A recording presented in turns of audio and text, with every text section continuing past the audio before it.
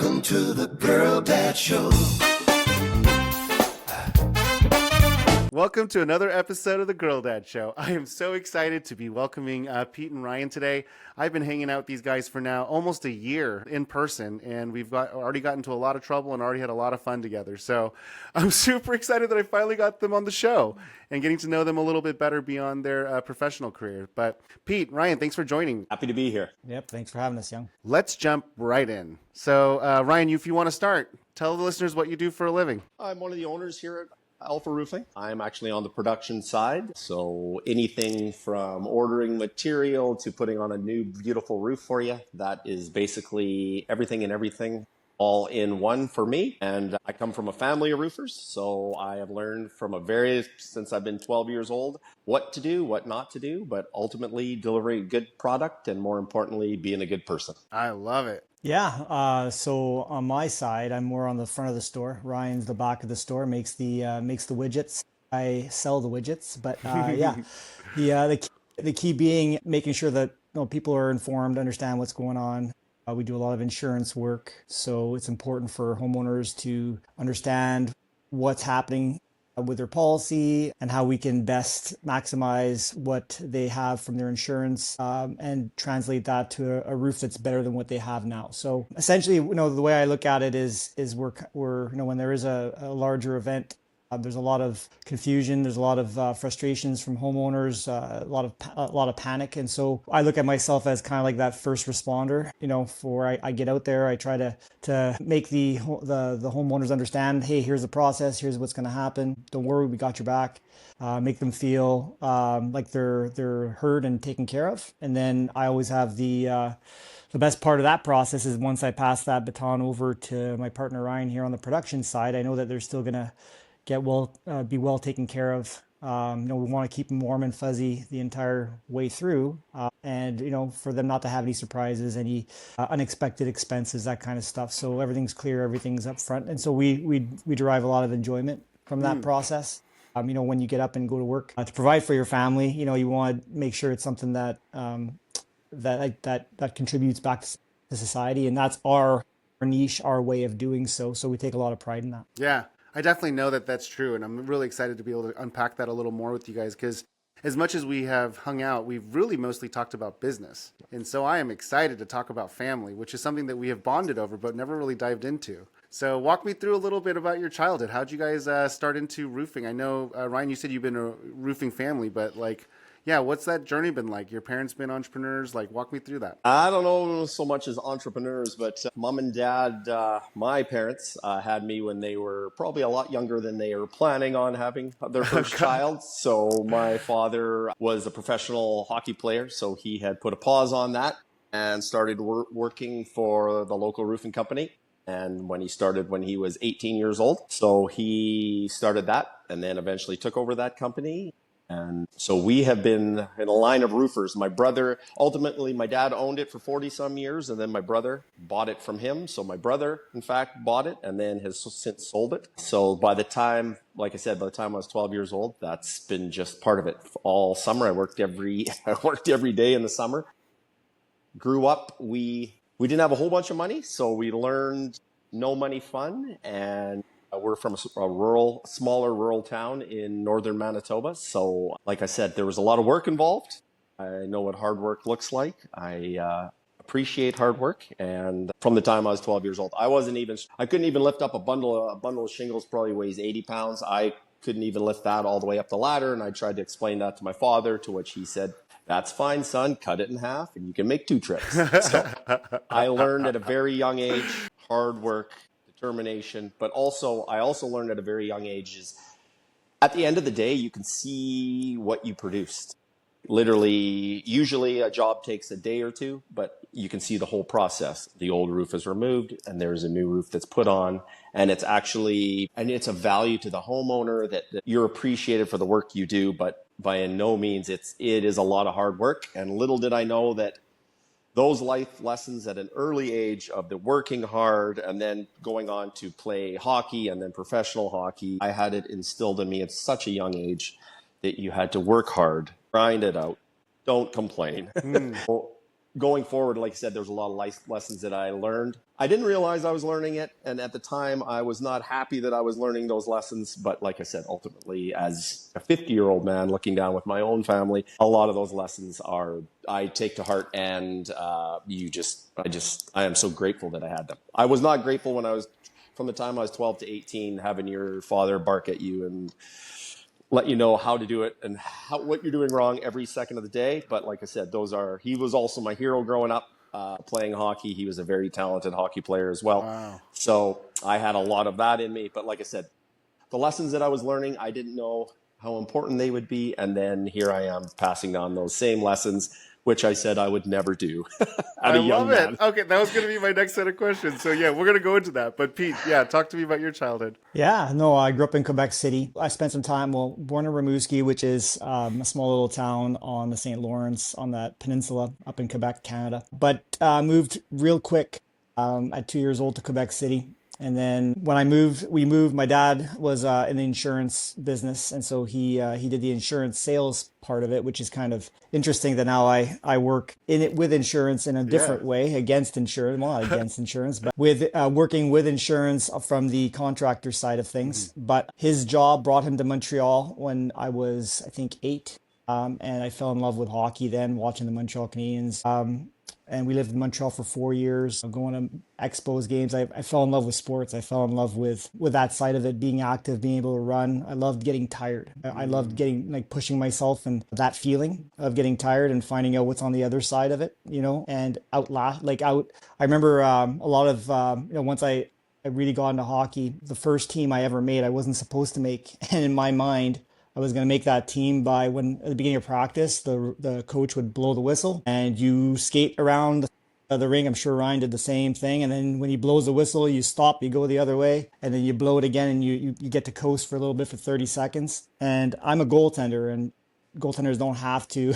But my mindset was like, I'm going to skate as fast and as hard as I can when in those drills, just to show the coaches how serious I am about being here and competing. And my dad, that's what he instilled in me. He goes, just work hard. That's it. Work hard and compete. And that is, again, what I think that's always in the back of my mind. Like I can't turn that off, which is an incredible gift that was given to me early, a very simple gift. And that's what I've when my girls were young and started playing sports, that's the only thing I asked of them. I say, hey, just go out there and out effort everyone. Just work as hard as you can, and that's it. And whether you make a mistake, whether you win, lose, just outwork your mistakes, out hustle, out grind. And again, I think that's kind of the thing that has pushed me through. In my mind, I was going to be an athlete my entire life. Like I was going to play in the NHL, I was going to be a Hall of Famer. Like I had no other plan.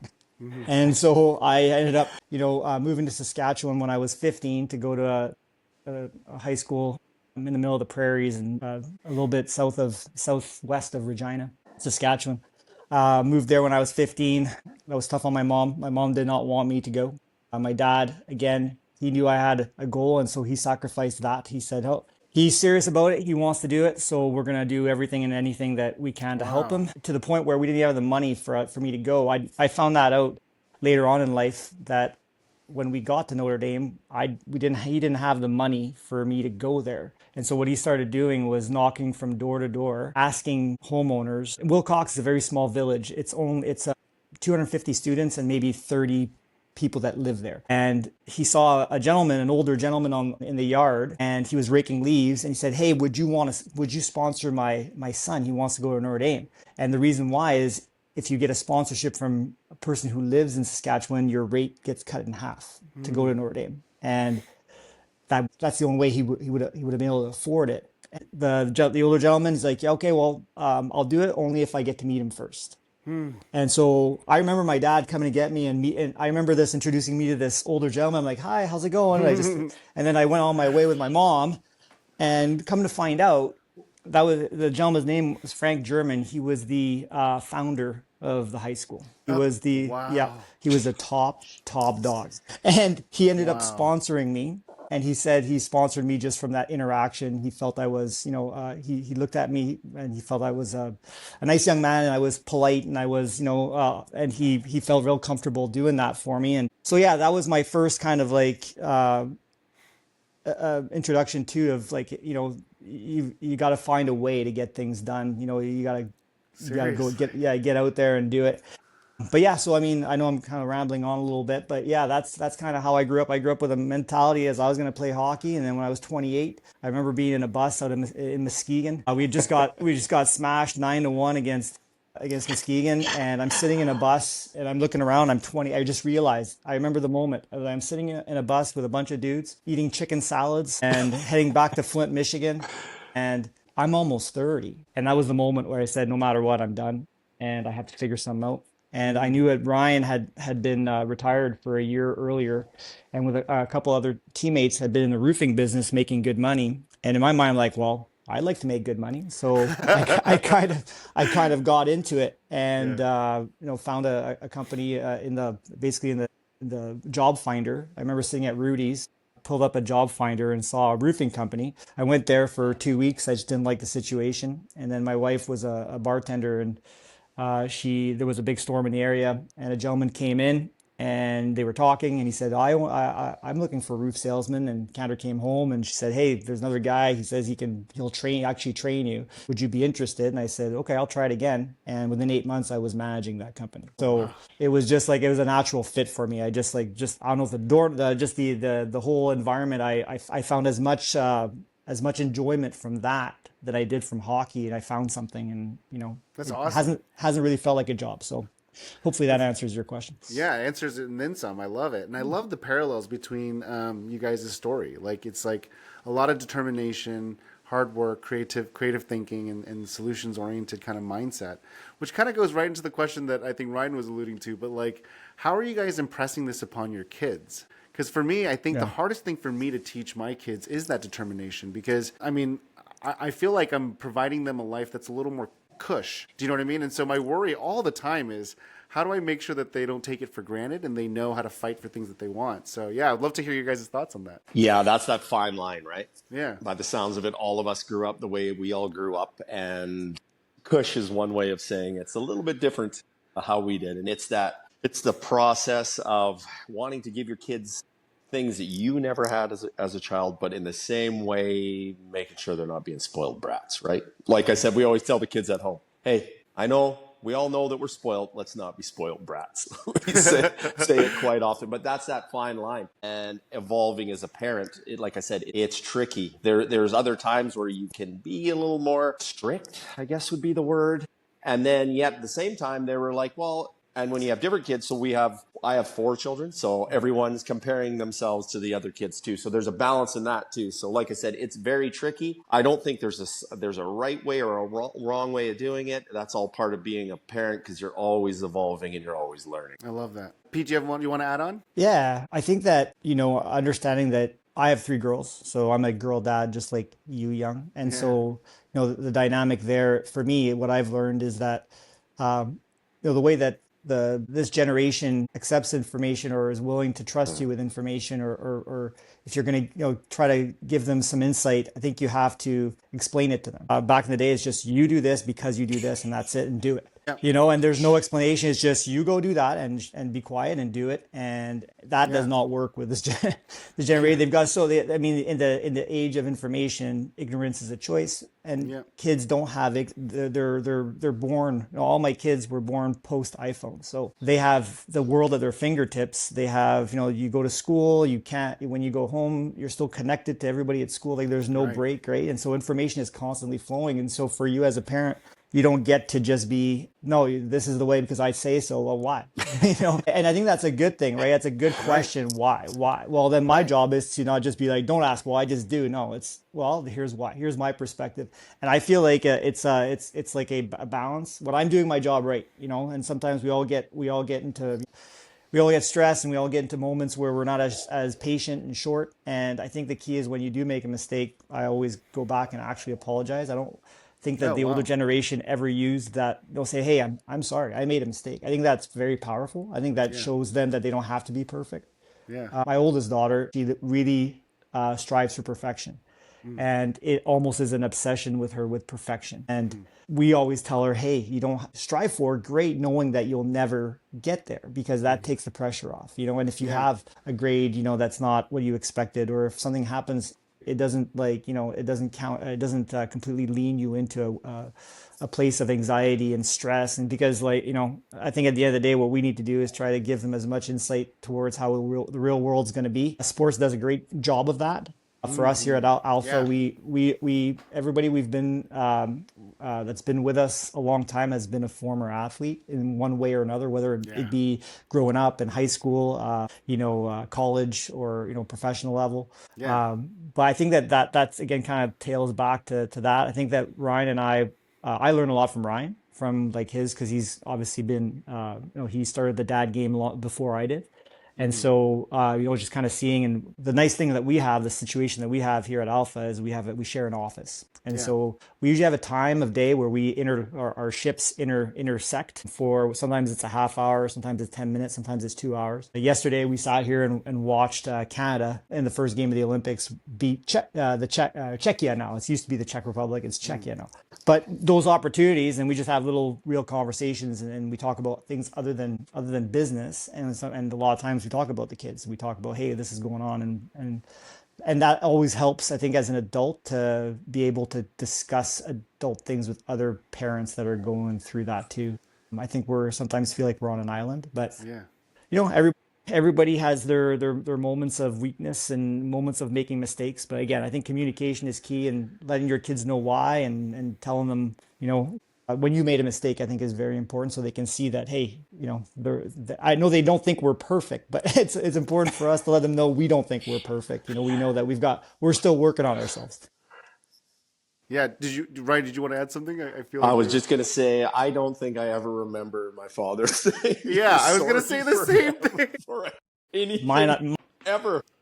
Yeah, it's not a bad thing. I mean, now that I'm like, 45, I'm like, it's fine. But yeah, it's actually funny when you said that, because I'm like, yeah, I don't think he's ever taken that position before. I can guarantee their fathers never said I'm sorry to them. True, for sure. Yeah, it's so funny. Yeah, and I will say that I have done that, and apologized to my kid, because my oldest is a lot like me too. And I mean, sorry, you didn't say that she was a lot like you, but I know you a little bit, so I think she's a lot like you. I can see that you also like to be high performance and perfect. So I don't know if I'm calling you out a little or not, but it's a compliment. It's a compliment. Yeah.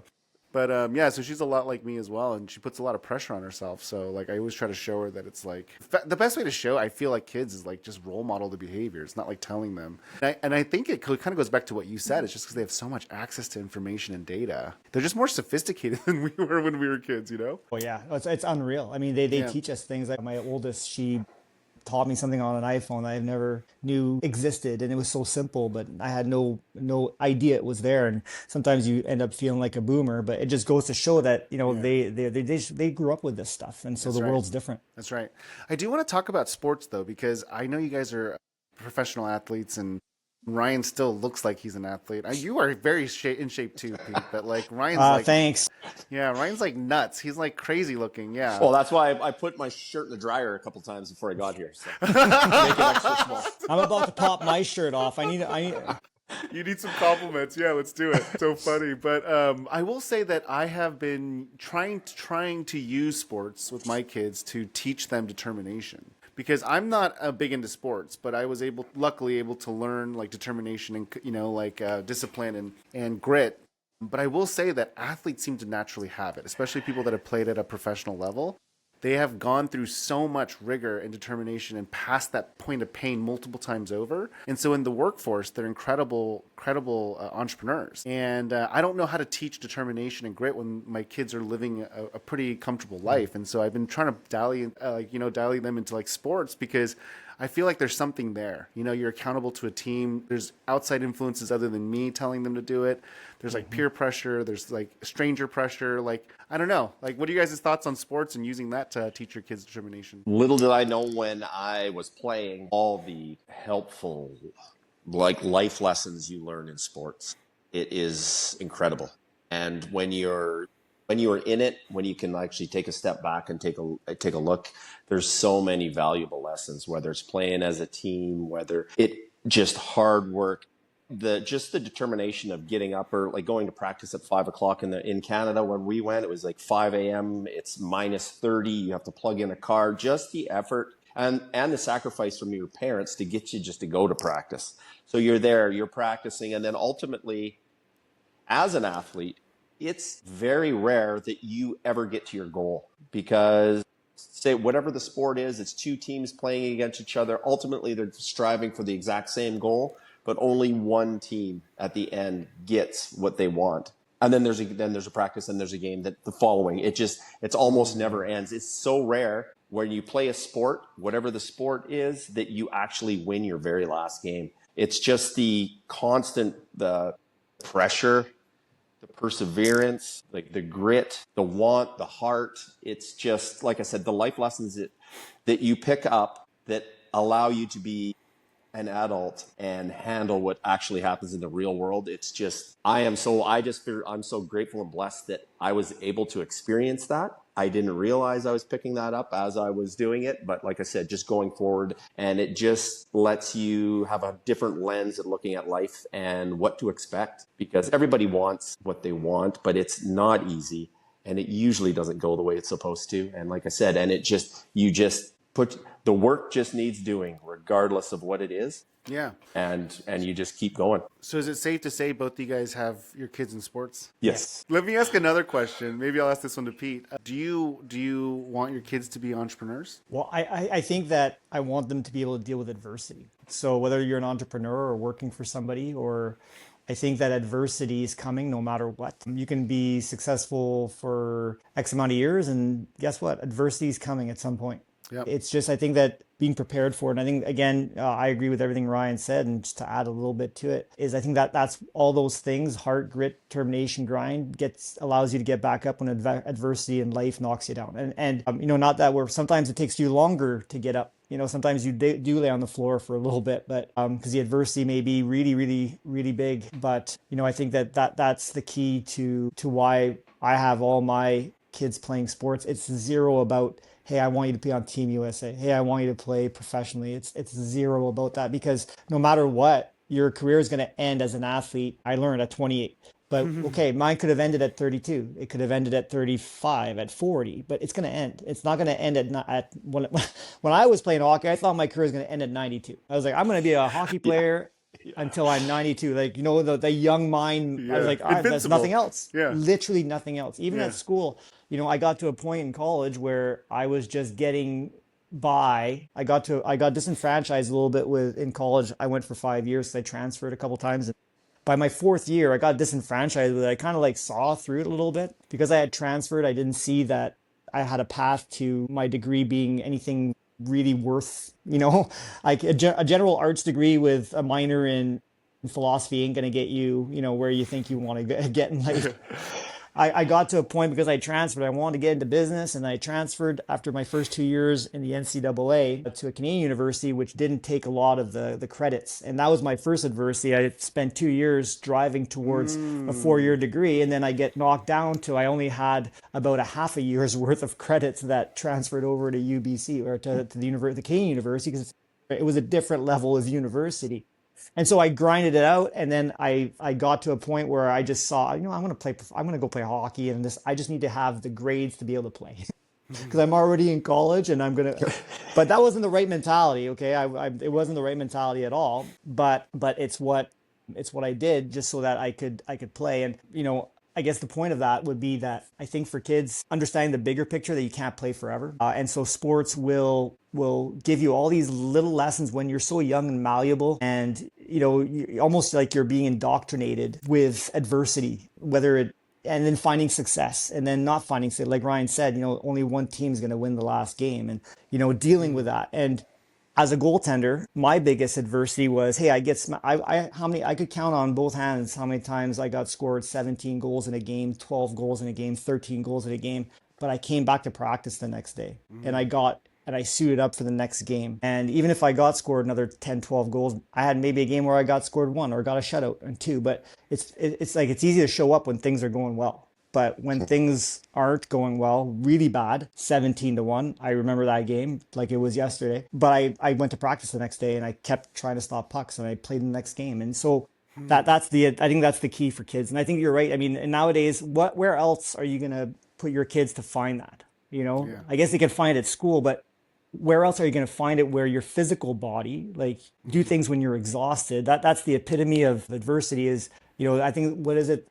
Being tired makes cowards of us all. I think I think it's Saban or one of the coaches, college coaches, they Wow. say, it might have even been, I watched it recently on Instagram. It was a coach that was talking to a football team, and he was saying, your job is to be in better shape and more fit than the other team, because when it's the fourth quarter and that the guy lining up against you, he's feeling it. He's become a coward because his body, his fitness has let him down, and he's feeling tired. And when you're tired, it's hard to be brave. And so your job is to work hard before the game to get to a position where you're going to be in better shape, so then you can win. So because that adversity or being tired in adversity makes cowards of us all. And so understanding that and being able to push through. And so again, those are the things I think that's the only environment, especially at a young age, that kids can learn those kinds of lessons. And like Ryan said, you don't even realize that they're happening to you. You don't realize you're going through it. And it's just part of who you are moving forward. So I mean, I will say like that's also very similar in business. Very, very similar in business. So I know you're saying that it's not the business. They don't have to be an entrepreneur. You don't care if they're an entrepreneur or not. You just want them to be able to tackle adversity. But by focusing on that, you're kind of making them an entrepreneur, for lack of better words. Yeah. I don't want to tell them do this, but I'm kind of like, Yeah. my oldest wants to be wants to be a doctor. So Oh, I mean, cool. you can't be an. I guess you could start your own practice, but I mean, I'm just saying that like that yes, I think that for me, like I think all of us understand the power of being an entrepreneur. And Yep. so, but you have to have the belief in yourself. That's the other part. Like you really start believing in yourself because you're putting all this stuff in front of. As a kid, Yeah. you are who you say you are because you have all these examples of here's where I believed in myself and I made it happen. Oh, I got knocked down, but I got up and I made Yep. it happen. And so being an entrepreneur, like you said, Young, is that. It's like get Yep. ready to get knocked down and have to get back up and keep doing it. That's right. Um, do you guys know roughly like what your kids think about what you guys do for a living? Like, do they understand that you guys are building this mid-market home services company, that you guys are the owners? Like, do they grasp the concept, and what do they think about it? Mine probably do that now that they're a little bit older. Yeah. The 21-year-old and my little girl is about to turn 18 here next month. So now that they've gotten a little bit older, they have a little better of a grasp in it. My son's also in the construction industry now. Nice. So he actually has had his eyes open a lot more. I was always curious if he was going to be involved in it, but my daughter was always more interested in it than I was. And I didn't push anything on my oldest, Cash. I didn't push it on him because I knew what it was like when my father owned a roofing company, and I'd be, hey, you want to come work for me? And he's probably like, you know what? I don't have to listen to you yell at me all day. I'll just go somewhere else. And for him and for me to understand, it was like, hey, Cash, I totally understand. I know exactly where you're coming from. If I had that option not to go, I would probably take that option as well. But then my daughter, I thought she might have been interested in it. They probably obviously don't know the level of it, but yes, they are aware and they've watched this thing grow from, like I said, 11 years ago, where we were in a small little cabin thing out in Hutto, and then moved over here to the Alpha office, the headquarters, and then now it's expanded again, and they have continued to see that growth and obviously continue to see how much busier at times their father is. And then I also have 6.5-year-old twins, and the only thing they want to do is just come to the Alpha office on the weekends when I do all the payroll and paperwork at the end of the week. All they want to do is recycle all the garbage, and they have their thing. They could care less. They love coming to the Alpha office they got the whole office to themselves, and they can recycle garbage and do all those wonderful things. I love that. That's awesome. So they're helping. They're actually part of the business. Oh yeah, for sure. I take pictures sometimes to show Pete and the guys. I'll take it. I back the truck up to the front doors, and my truck is overflowing with the recycling, with the garbage. And then you bring it over to the dumpsters. They could do that for hours. They're just little worker bees, and it's like I said, a lot of bonding actually for me personally. all four of my kids, we spent quite a few weekends here getting that little extra time and bonding here at the Alpha office. That's awesome. I love that. And then Pete, how about you? Yeah, I think some of my strongest memories are of going to see my dad at the office when he was working. And it's funny because when we go to Quebec, we were just there this Christmas. And every time I drive by where my dad's office was, the girls go, that's where your dad worked, right? Because I say it every time. Like, that's where my dad worked. And so now they're preemptively saying, that's where your dad worked. We know. I'm like, yes, that's where I would That's go awesome. after school. So I think that I've had all my, and I think what Ryan does is really important because you bring your kids here. I think it's for us too. We get a sense of pride. We have pride in where we are, but also giving that memory to the kids, right? And all my girls have been here at some point or another, done homework here or come to the office, and I always love it when they come by. But yeah, my youngest, she's 11. Just yesterday or the other day, she goes, "Hey, Dad, do you guys replace entire roofs? You guys just do repairs, right?" She had no, like, she understood what I'm doing, but I told her, no, Joey, we do we that's what we do. That's the bulk of our business is we replace. She blew her mind. She's like, "You repair full roof? Like, I just thought you did. Or you replace full roofs? You install brand new ones? Like the whole thing?" I'm like, "Yeah." And this entire time, she's 11. She thought we just did repairs. So Yeah. it's like, So I don't go awesome. home and kind of break down the business to them, but we kind of try to let them know, obviously, that they see that it's important for them to see that we have a routine. We get up every morning. They go to school, well, we go to work, and Yeah. everybody's doing their job, and that's life, right? So I think that the structure of that, and for us, for Ryan and I, that's the biggest value to this is, yes, okay, I've got to keep the lights on, and everybody does their job and becomes an entrepreneur because you need to make money, and money is part of life.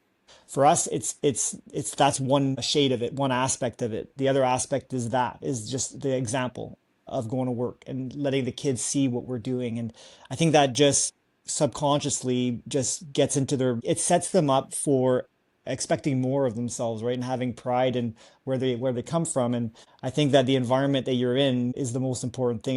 Was it nature over nurture? I think that your environment, the 5 to 10 people that you hang out around the most, is the most important thing in life, and the environment breeds success. So, you and in a good, like, the culture is the most important thing of it, because again, why go to work to a place that you just can't stand anybody and you're just like in it for yourself, and and that doesn't those businesses don't last the test of time. And Ryan and I have been doing this together even before Alpha Roofing. We've been doing this together since probably 2008. At the other company that I used to manage, Ryan came in and started doing all the production there, and Yeah. then we decided to go on our own when we've got this figured out. Like, let's jump. And then we met our partners here at Alpha, and they gave us the infrastructure and the backbone to jump in, and we've been very fortunate. But that environment, that culture, has always been at the center of it, like everything we just discussed. So yeah, Yeah, it's it's a important great. for the kids to see that.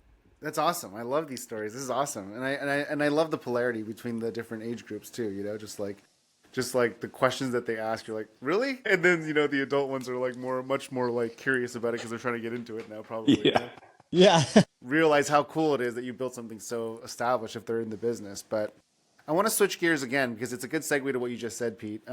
You guys both started this business and kind of jumped into this high risk venture of starting your own thing as you guys were parents. What was the conversation like with your wives? I mean, did they think you were crazy? Did they love it? Like, what was that like? Because I mean, it's not an easy thing to do when you're a parent and then you decide to risk it all and start something new. Well, I'll start on it just because the sequence of events makes more sense for me to start, and then Ryan will piggyback on it. But the reason why we started Alpha Roofing was because I had of our Kendra and I, our kids, right? So we had our third, which was Joey, and I sat down and my thought was, okay, now that I've got 3 kids, I really felt that responsibility, like, of, okay, now I don't want to just make it year to year. I've got to build something that's bigger, that's legacy. I want to control my situation. I don't want to be under control, under that was the beginning of that entrepreneurial journey. And because I couldn't work for somebody and not count on, are they going to decide to close shop in a year or 2 years or 5 years? Like, I had to have a long-term project. For the next 20 years, can I count on this situation? No, but I can count on myself. And I can count on my partner, Ryan, who we've been working with super successfully together. And so that was for me, the jump into entrepreneurship and taking that chance was because of the kids. Was because Wow. Yes, and it was the thing that gave me the motivation to go out there and go through a wall. And I knew Ryan had the same mentality, like he does everything with that same spirit, right? So that's what started it for me. And then we were lucky enough to network into really good relationships and get an opportunity. Ryan took a chance as well. I think that history has shown that it was the chance to take because Heck I yeah. think a couple years after that company that we used to work for didn't have a company anymore. They were gone. So if we wouldn't have jumped off the train at that time, we would have gone down with the ship. So sometimes life's about timing, right?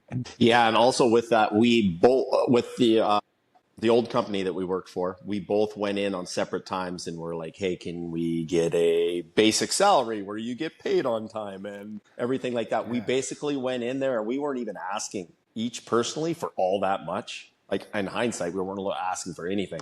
And he basically balked at both of us. He was just, no, I can't do it. We're just going to keep 1099 and I'm doing it my way. And then, like I said, Pete got fed up and then we ended up talking with Scott, his neighbor. But even in that process, we had learned, like we were running everything with the company. We were literally doing it all. We weren't doing it all. And then Pete was like, well, why don't we just do it, the two of us? And like Pete said, and to put it all on the line. And like I always remember Pete said, he goes, if we're going to do it, we can bet on us. We have each other. And it was actually, we were leaning on each other both. We were like, okay, are we really doing this? I love that. And I remember Pete saying, if we can't make this work, we're fools. I'm not sure if that was the exact verb. We're he used. losers. We're losers. That's Yeah. what he said. Okay, He goes, we have it all. And if we have this, and that was the deal. And then for me personally, we were just in the process of building the house that we still live in. And my wife is probably more high risk at things than I am. Oh, really? And then when we were talking, she was like, oh, are you sure? We're just building the house. Yeah. And just the feeling that I had with Pete, and then when we sat down with Scott and Andrew, like I said, it was one of those things where you can feel it, you could feel the possibility, and like I said, thinking, praying, sleeping, not sleeping on it, worrying, fretting about it. That's kind of my process. Like I said, we just felt very confident that this was the move and this was the right thing to do. And 11 years, going on 12 years now, we sure are glad we did that. Yeah.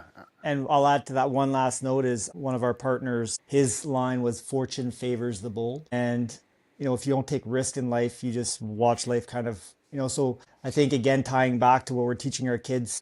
And when we have this story to tell our kids, like they can see an example of, oh, you're not just talking about it, you're actually walking it, you're living it, you did it. Like we took that chance, but Ryan and I, what always kept us like that safety net or the security blanket is we always knew we could count on each other. So no matter what, like we'll figure it out. Like if we don't build a gigantic enterprise, you and I will be okay because we'll just do it together and we'll staple it together and we'll find a way, So knowing that you could always count on yourself to figure it out is what helps us take that leap off the cliff.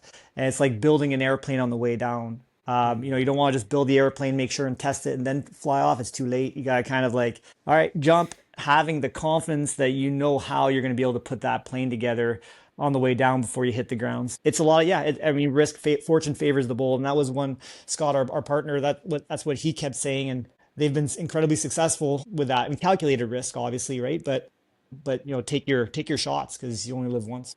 I love it. So it was, I'm going to say this and then I'll go to the next question, but you guys sound like you're married, by the way. Oh, no. I was just going to say when we were talking and I was just thinking, we are like an old married couple. We get along like an old married couple. Yeah. We argue like an old married couple. We've said it that we are, we've been married, leaning on each other, counting on each other since we started this thing. Even before, like even when we worked together before, we are two people that live in for Pete and I, we live in a country where we don't have any family, like actual family. All of our family and our family members all live in Canada, and you realize how special those moments and those bonds are, and to the blood, sweat, and tears every single day.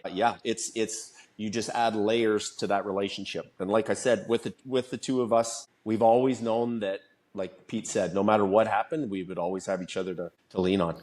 And when the times are tough, we still have each other to lean on and to talk through. And it's like I said, And it's a blessing to have. When we sit there talk about it, we are pretty blessed to have each other, and So it's pretty blessed. cool. Yeah, it's really cool.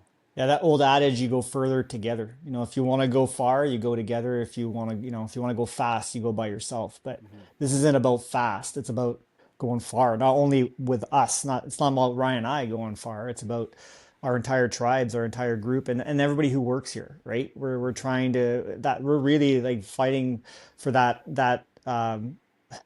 for everybody to be able to have for everybody to be able to bring that back to their families. And I think that, with all the things that go on in the world, you're like, how can I fix like all these things? Well, things that are going down, in places that you don't have you can't do it. What you can affect though is your circle and your village and a small, if you focus in on that and do your job and do the best you can, make your mistakes, but own up to them and apologize when you do make a mistake and stand up and keep coming back and try to give your village or your circle of influence as much positivity as possible. There's a butterfly effect to that. And I think if everybody does that, then the world becomes a better place, because that way you can compartmentalize it better. I can't solve all the world's problems. We're not, and none of us are in a position to do so, from a macro standpoint, but from a butterfly or a little flick in the pond where that ripple goes off, everybody can do that every single day to their circle. And that's kind of what, for us, it's more than business. The business is the business, but I think that hopefully what's coming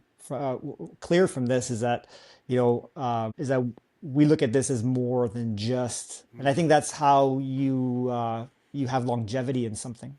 Yeah. You have to have, and I think we learn that from sports. And that's, again, going back to our kids, we're trying to teach them, like, if you care about something, you have heart and passion, your odds of success are so much higher. Yeah. So jumping into this entrepreneurship was a lot easier in a lot of ways, because it wasn't that risky, Yeah. because it was actually like you guys had the partnership, you had the relationship, because you had a team that you can count on, you had each other to count on, and you guys were betting on yourselves. 100% exactly what we did was bet on ourselves. That's amazing. Yeah. I love it.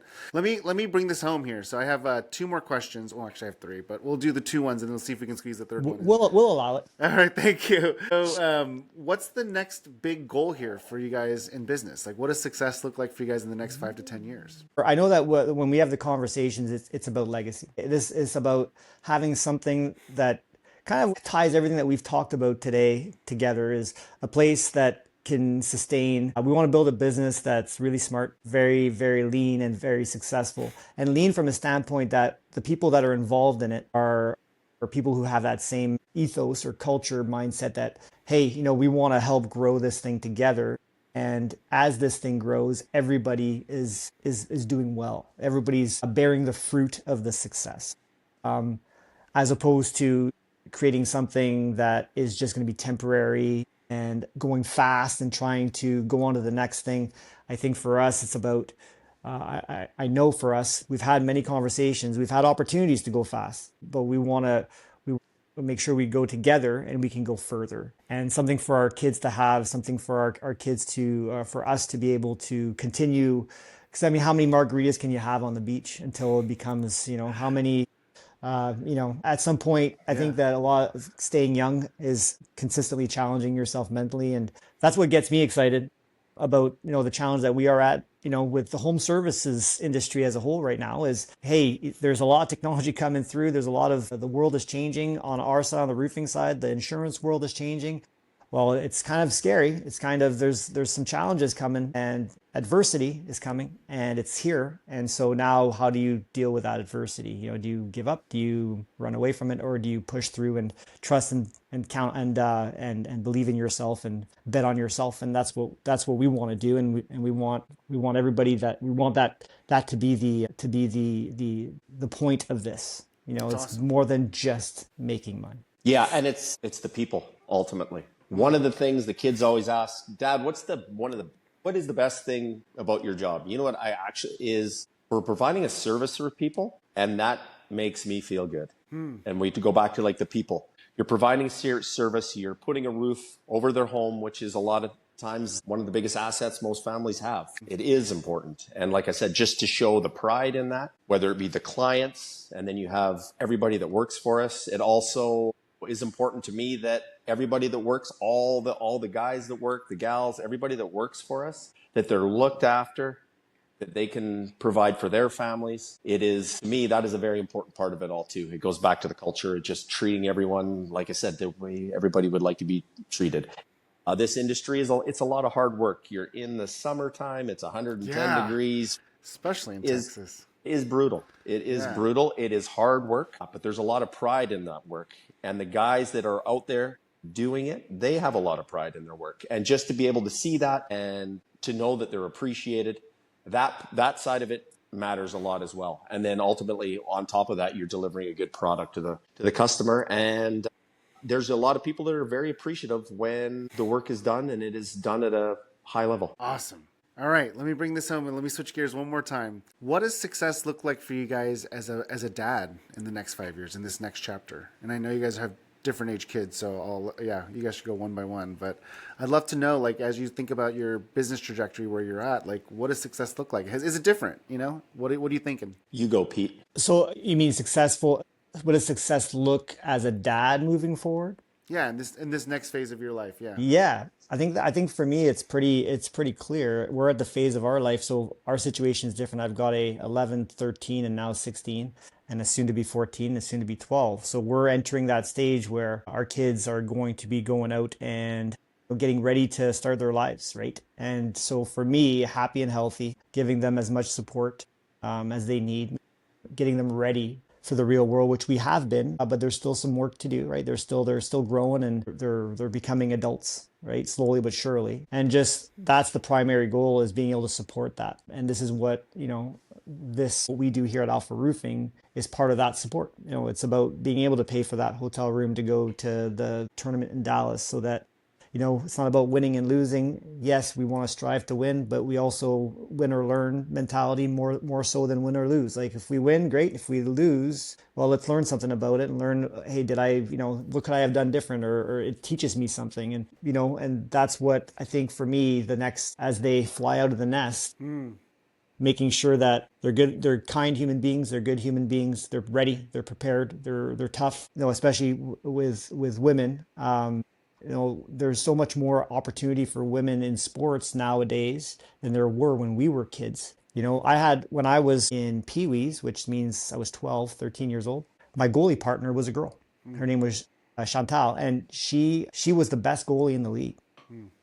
And her and I ended up doing really well, and I think we won for the league, we won the best goals against as a group, but she led the way. But she was the only girl that was playing hockey at the time, right?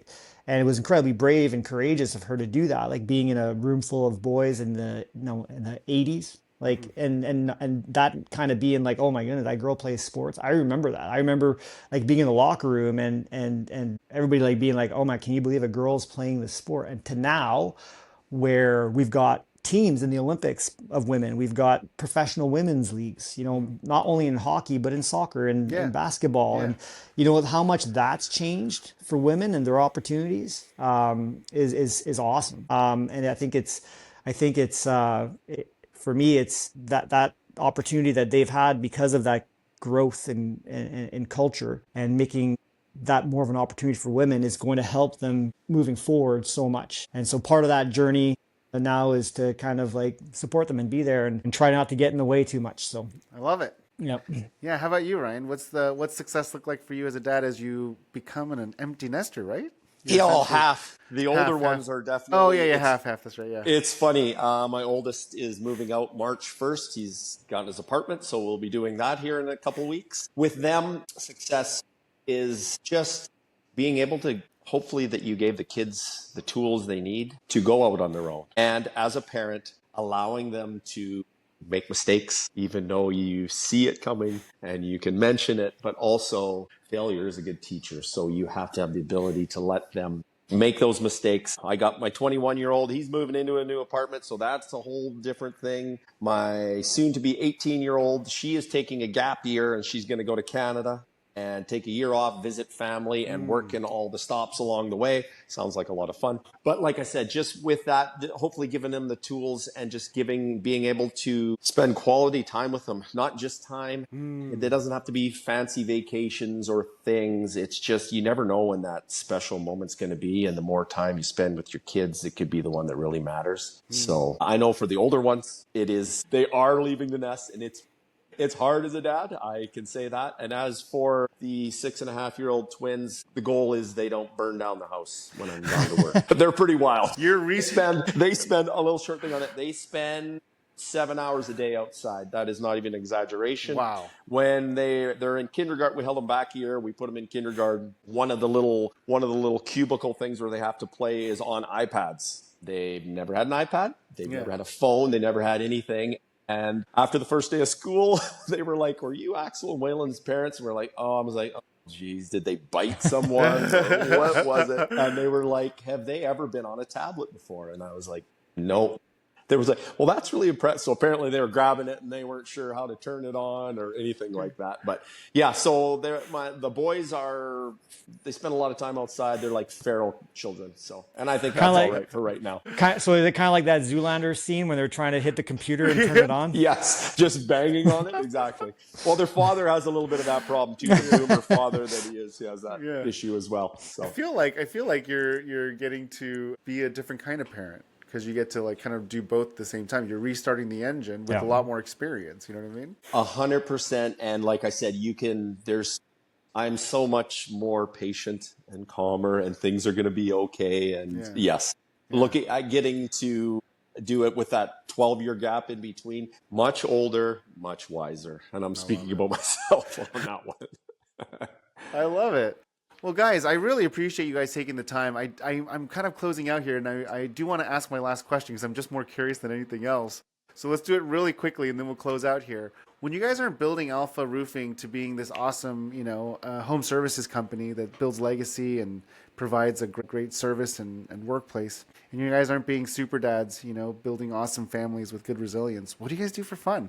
What are your downtime activities? That's a good question. I walk my dog. I go on hikes. That's my biggest thing. Whenever I get an opportunity to go for a walk with the dogs or a hike, or when my kids have tournaments, and at night we were like in Kansas City or in St. Louis, I go and walk around the city and explore and stuff. I just like going out and being in my own mind and kind of like getting that solitude and getting into nature. Yeah, nature I think is my medicine. Yeah. Cool. Yeah. I am outside as much as I can, no shoes. Everyone always bugs me. I'm out there grounding as much as I possibly can. Wow. We like to spend a lot of time at the lake. Like I said, when you're in Texas and it's hot, you can put me by water. I'm a Pisces, so apparently they like water, and put me around a while. I'm in my happy place if I'm anywhere around water. But definitely like to try to get out and enjoy yourself. Like I said, we're not sure how long we're all here for, so we do have to enjoy ourselves a little bit in the process as well. Yeah, I love that. Well, thank you so much, guys, for taking the time. I know how busy it is to live your guys' life and run a business and be an entrepreneur and also a parent. So I really appreciate you guys taking the time to spend an hour with me and share some of your stories. You're welcome, Young. Thank you for having us. Thanks for having us. It's been great. Thanks, guys. We'll talk to you soon.